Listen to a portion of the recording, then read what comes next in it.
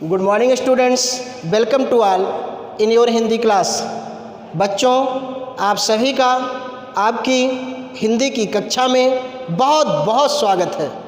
बच्चों, आज हम सभी लोग अपनी पाठ्यपुस्तक आरोह के एक बहुत ही महत्वपूर्ण पाठ की शुरुआत करने जा रहे हैं, जिसका शीर्षक है गलता लोहा, और इसके लेखक हैं शेखर जोशी।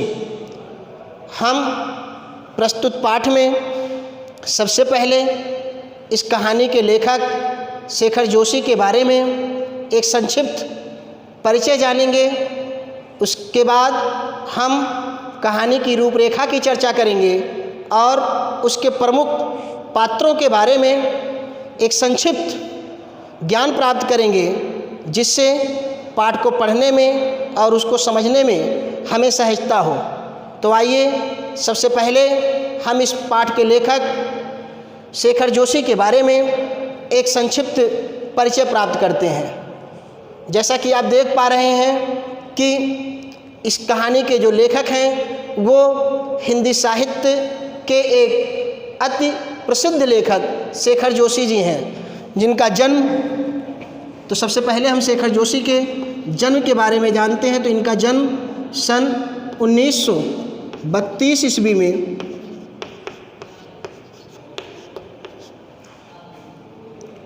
उत्तराखंड के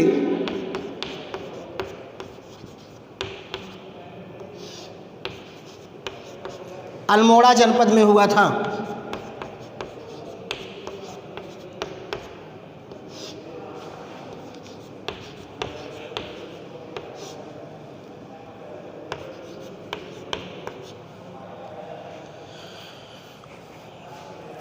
इन्होंने हिंदी साहित्य में एक प्रकार से नई कहानी लेखन की पद्धति शुरू की।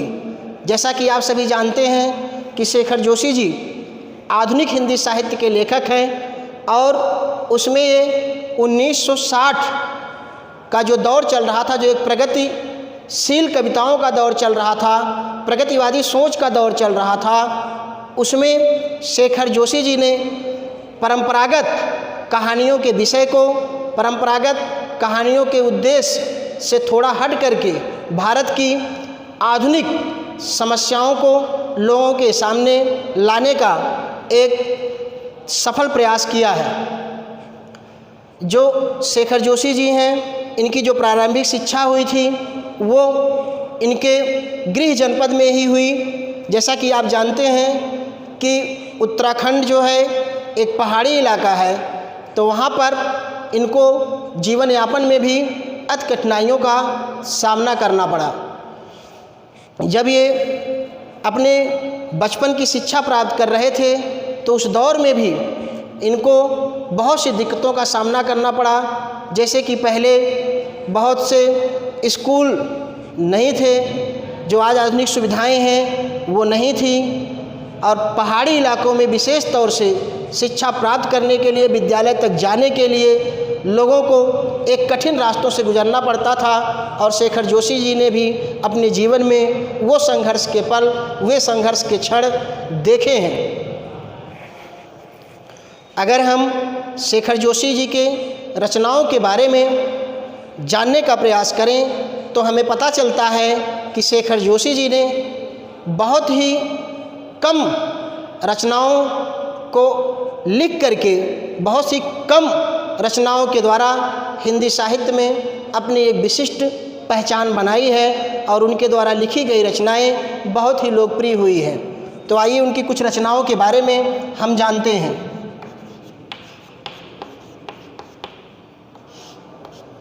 जो इनकी रचनाएं हैं उनमें प्रमुख रूप से कोसी का घटवार,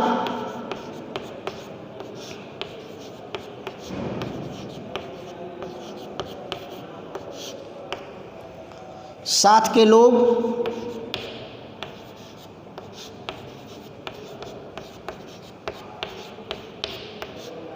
दाजू,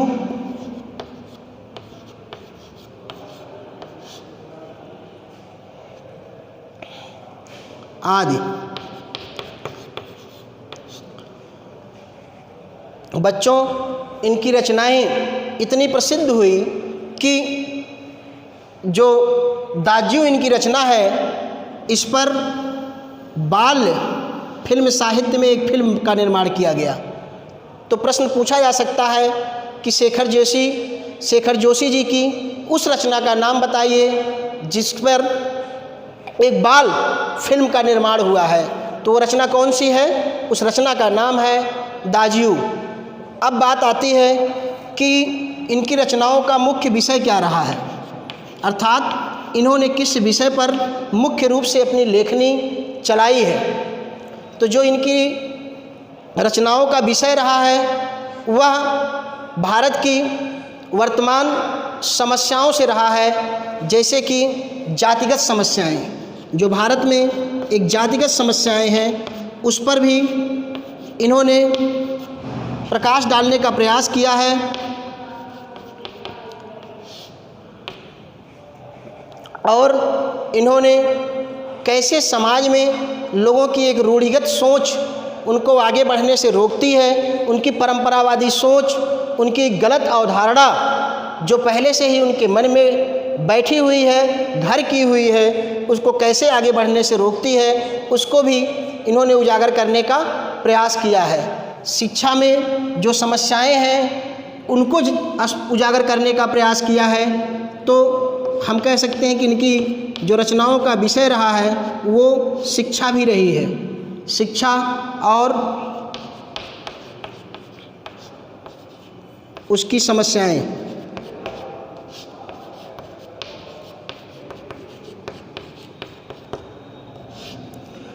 अगर हम शेखर जोशी जी के भाषा की शैली को जानने का प्रयास करें तो हम पाते हैं कि शेखर जोशी जी की जो भाषा शैली है वो अत्यंत गंभीर, सरल और आडंबर विहीन है। अर्थात शेखर जोशी जी अपनी रचनाओं में अपनी विद्वता का,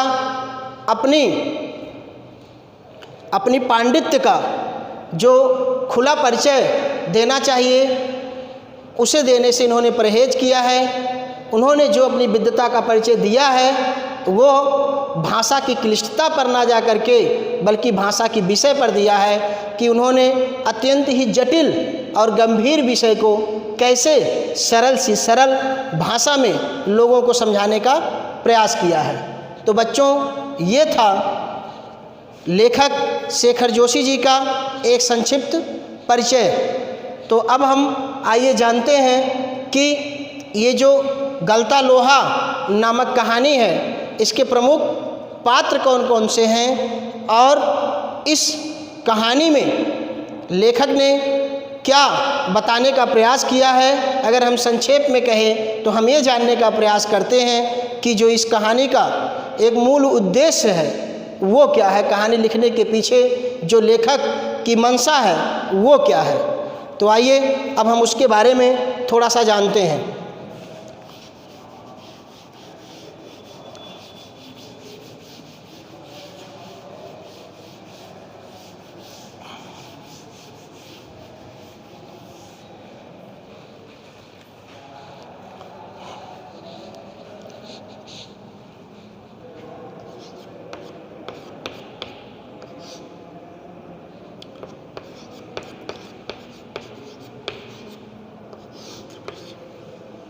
तो कहानी के पात्र परिचय के बारे में जानने से पहले हम थोड़ा सा इस कहानी के मूल उद्देश्य को जान लेते हैं।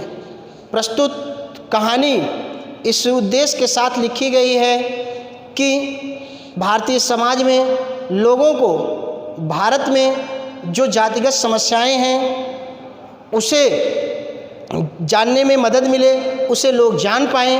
अर्थात लेखक ने प्रस्तुत कहानी के माध्यम से भारत में व्याप्त जातिगत समस्याओं को स्पष्ट करने का प्रयास किया है, लोगों के सामने लाने का प्रयास किया है। लेखक ने बड़ी ही सहजता से, बड़ी ही सामान्य भाषा में लोगों को यह संदेश दिया है या बताने का प्रयास किया है कि किस प्रकार से जो हमारी जातिगत समस्या है वो हमारी प्रगति में बाधक है और ये जो जातिगत बंधन है वो कुछ क्षेत्रों तक ही सीमित है, विशेषता गांव तक। अगर हम भारत के आधुनिक शहरों की बात करें तो वहाँ पर जो ये जातिगत समस्याएं हैं, जो ये जातिगत बंधन है, जो ये रूढ़िगत अवधारणाएं हैं, वो हमको देखने को नहीं मिलती है। अर्थात शहरों में प्रायः सभी लोग सभी प्रकार के कार्यों को अपनी प्रगति के लिए अपनी योग्यता के अनुसार करते हैं, जबकि ग्रामीण अंचल में, गाँव में ये देखने को मिलता है कि अगर कोई उच्च जाति से संबंधित है तो वो प्रायः निम्न जाति के व्यक्ति का कोई कार्य नहीं करना चाहता। जैसे कि जो हमारे गांव में एक परंपरावादी सोच है कि लोग ये सोचते हैं कि इस काम को करना जो है वो हमारी शान के विरुद्ध है। ऐसा करने से समाज में हमारे सम्मान को ठेस पहुंचेगी। वो ये सोचते ही रहते हैं और अपना पूरा जीवन गंवा देते हैं, जबकि कुछ भी हो धनोपार्जन नहीं कर पाते हैं, जीविकोपार्जन नहीं कर पाते हैं और पूरी तरह से दूसरे पे आश्रित रहते हैं। जबकि शहरों में ऐसा नहीं है, लोग अपनी क्षमता के अनुसार, अपनी योग्यता के अनुसार किसी भी प्रकार के बिजनेस को करते हैं, व्यापार को करते हैं, काम को करते हैं और खुशीपूर्वक अपना जीविकोपार्जन करते हैं। तो इस कहानी में लेखक ने यह बताने का प्रयास किया है कि कैसे एक गांव में उच्च जाति का व्यक्ति, युवक शहर में जा कर के अपनी सारी जो उच्च जाति का एक उसके अंदर झूठा अभिमान था वो वहाँ पर जा कर के समाप्त हो जाता है और वह भी साधारण व्यक्ति की तरह से अपने जीविकोपार्जन के लिए कार्य करने लगता है। तो आइए अब हम इस पाठ के प्रमुख पात्रों के बारे में एक संक्षिप्त परिचय जान लेते हैं, जिससे आगे चल कर के इस पाठ को पढ़ने में और समझने में हमको मदद मिल सके। तो उस कहानी का जो सबसे पहला पात्र है और सबसे प्रमुख पात्र है वो है मोहन। अब आइए हम मोहन के बारे में जानते हैं। मोहन क्या है?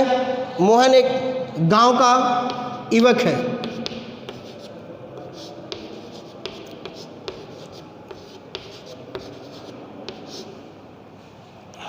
एक मेधावी छात्र है।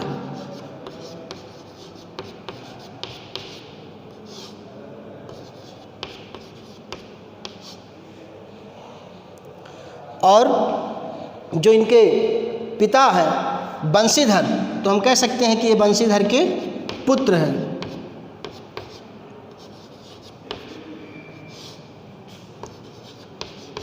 अभी जब आप और पात्रों के बारे में जान जाएंगे तो आपको और समझने में आसानी होगी।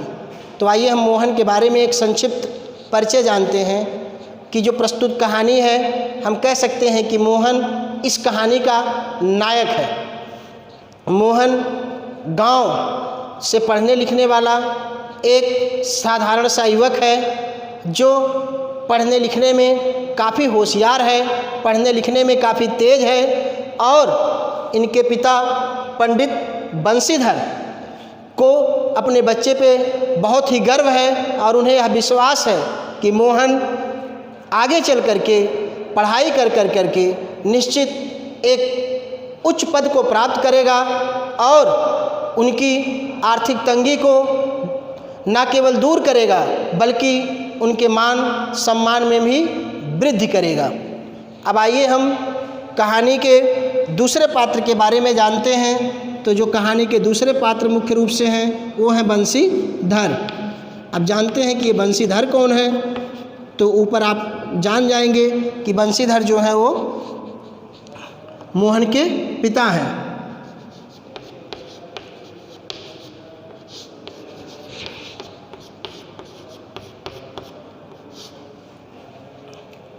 बंशीधर मोहन के पिता हैं। यह पुरोहित का कार्य करते हैं। गांव में आप पुरोहित शब्द से परिचित होंगे, अर्थात जो हम लोगों के यहाँ पर जब कोई धार्मिक अनुष्ठान होता है, जब कोई समारोह होता है, शादी विवाह होता है, तो आकर के वहाँ पर वो जो भी हमारे परंपराएं हैं, जो भी हमारे धार्मिक अनुष्ठान हैं, उनको संपन्न कराते हैं और हम उनको बड़े ही आदर के साथ दान दक्षिणा दे करके विदा करते हैं। तो बंशीधर जी मोहन के पिता हैं और जो इनकी जीविका का आधार है वह पंडिताई है, अर्थात यह लोगों के यहाँ धार्मिक अनुष्ठान कर करके जो भी इनको आमदनी होती है उसी से अपने परिवार का जीविकोपार्जन करते हैं। क्योंकि इसमें उनको इतनी कमाई हो नहीं पाती है तो इनको बराबर आर्थिक तंगी से गुजरना पड़ता है। अब आइए हम कहानी के तीसरे पात्र के बारे में जानते हैं। जो कहानी के तीसरे पात्र हैं, मुख्य पात्र हैं, वो है धनराम।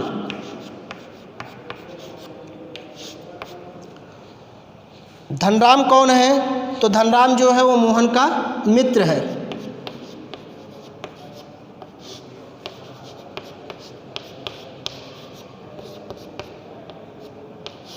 और एक निम्न जाति से संबंधित है, यानी निम्न जाति का एक युवक है।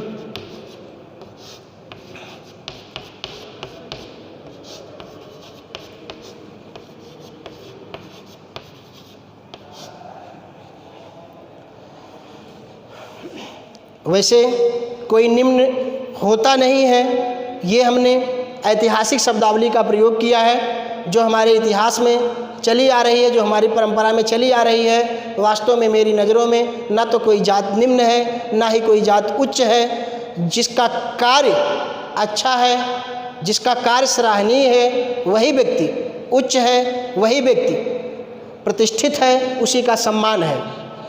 तो जो धनराम है वो मोहन का मित्र है, मोहन का सहपाठी है, मोहन के साथ में पढ़ता था और वह एक निम्न जाति का युवक है जो अपने पिता के द्वारा जो एक प्रकार से पैतृक जो उनका पेशा था, जो काम था, अर्थात उनके जो पिताजी का एक कार्य था वो एक प्रकार से लोहार का काम था।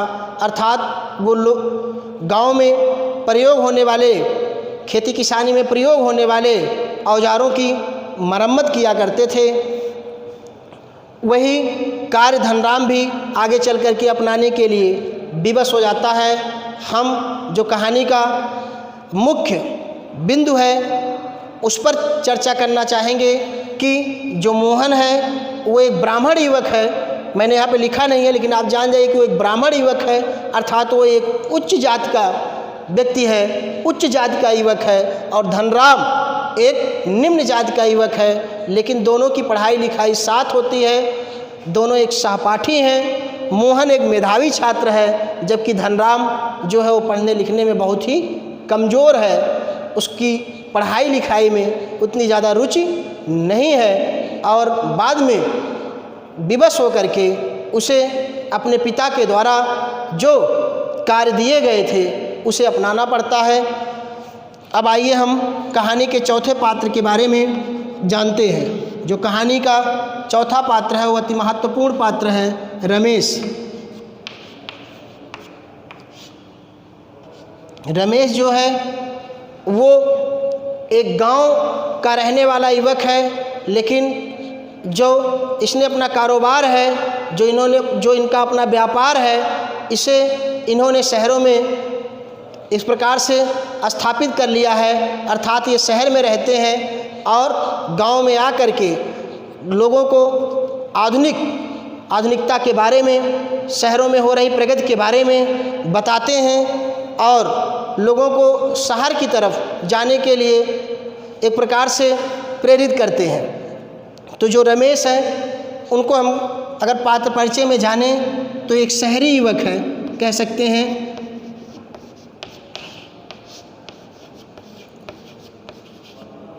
एक प्रकार से एक धनी युवक है,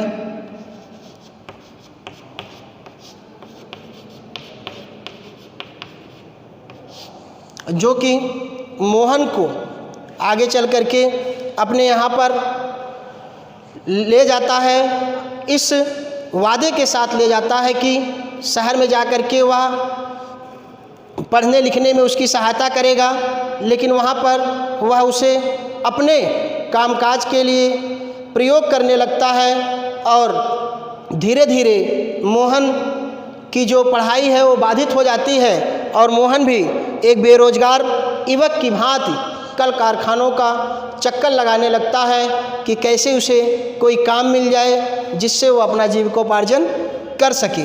अब आइए हम कहानी के अंतिम पात्र के बारे में जानते हैं, वो हैं गंगाधर।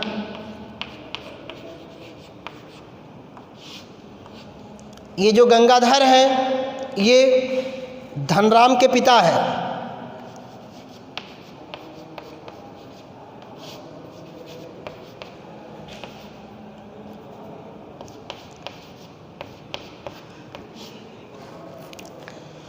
धनराम के पिता हैं, जो कि मैंने पहले ही बता दिया कि जब धनराम का परिचय कर रहे थे तो कि इनका गांव में अपना एक व्यवसाय है, अपना एक काम है कि वह गांव के किसानों के, गांव के जो संभ्रांत लोग हैं उनका एक प्रकार से जो औजार वगैरह होते थे, जो काम करने के उनके एक प्रकार से यंत्र होते थे, टूल्स होते थे, उनकी ये मरम्मत किया करते थे। और माफ़ कीजिएगा, मुझसे कहानी का एक महत्वपूर्ण पात्र छूट गया है। जैसा कि मैंने कहा कि ये अंतिम पात्र हैं, अभी कहानी के एक मुख्य पात्र बचे हुए हैं, उनकी भी हम चर्चा करेंगे।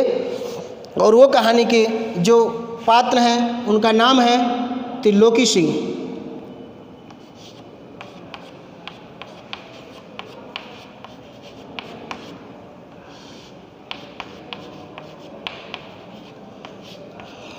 ये त्रिलोकी सिंह कौन है?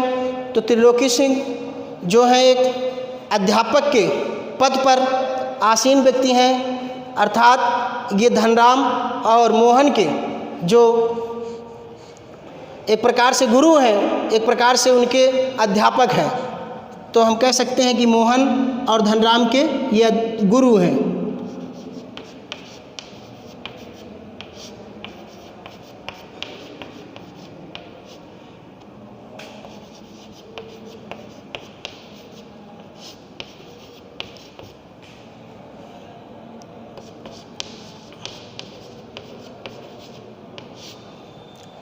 तो बच्चों, ये था कहानी का एक संक्षिप्त परिचय, जिसमें हमने लेखक के बारे में और साथ ही साथ कहानी के प्रमुख पात्रों के बारे में जाना।